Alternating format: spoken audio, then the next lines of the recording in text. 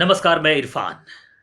संघ के पैसों पर पलने वाले चपड़गंजुओं की इस देश में कोई कमी नहीं है।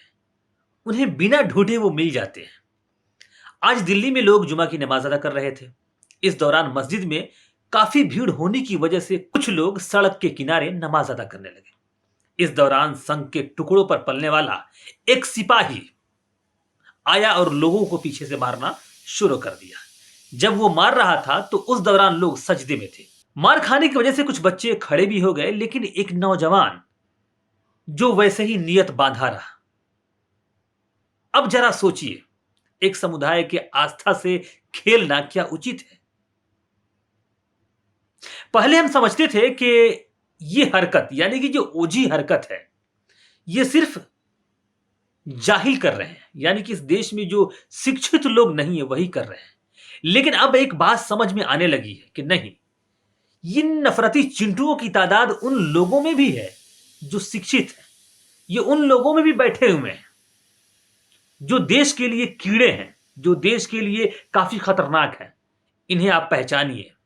लेकिन दूसरी बात, एक और बात है, आखिर ये स्थिति हमारे साथ क्यों हो रही है? आखिर मुसलमानों के साथ ऐसा वाकया पेश क्यों आ रहा है? इसके जिम्मेवार मुसलमान खुद है। मुसलमान शिक्षा में सबसे पिछड़ा हुआ है। मुसलमानों से जब पढ़ाई की बात कीजिए तो वो ठेला खोमचा की बात करता है। सरकारी नौकरी पेशा में सबसे पिछड़ा हुआ कोई है तो वो मुसलमान है। वो कभी जद्दोजहद नहीं करता। अभी हाल के दिनों में प्रशांत किशोर बिहार के दौरा पर थे। वहां से जब लौटे तो पटना में एक न्यूज चैनल को इंटरव्यू दे रहे थे। उन्होंने कहा कि हमने बिहार का दौरा किया, बिहार में सबसे फटा हाल दलितों का है, लेकिन उससे भी बुरा हाल मुसलमानों का है। मुसलमान तो इतनी कायर है कि आज तक वो अपना लीडर पैदा नहीं कर सके।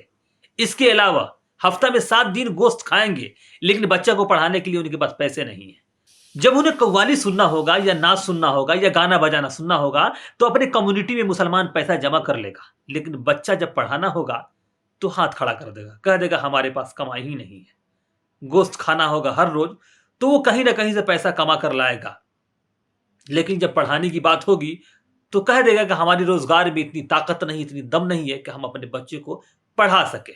तो इस देश में मुसलमानों की ये स्थिति है। याद रखो, अगर आज न संभले तो आने वाली नस्लें भी इसी तरह पीटती रहेंगी और तुम सिर्फ छाती पीट कर रह जाओगे। तुमसे कुछ ना हो पाएगा। आज तुम मार खा रहे हो, कल तुम्हारी नस्लें मार खाएगी। अगर तुम चाहती हो कि हमारा मुस्तकबिल रोशन हो, हमारे बच्चों का मुस्तकबिल रोशन हो, तो तुझे पढ़ाना पड़ेगा।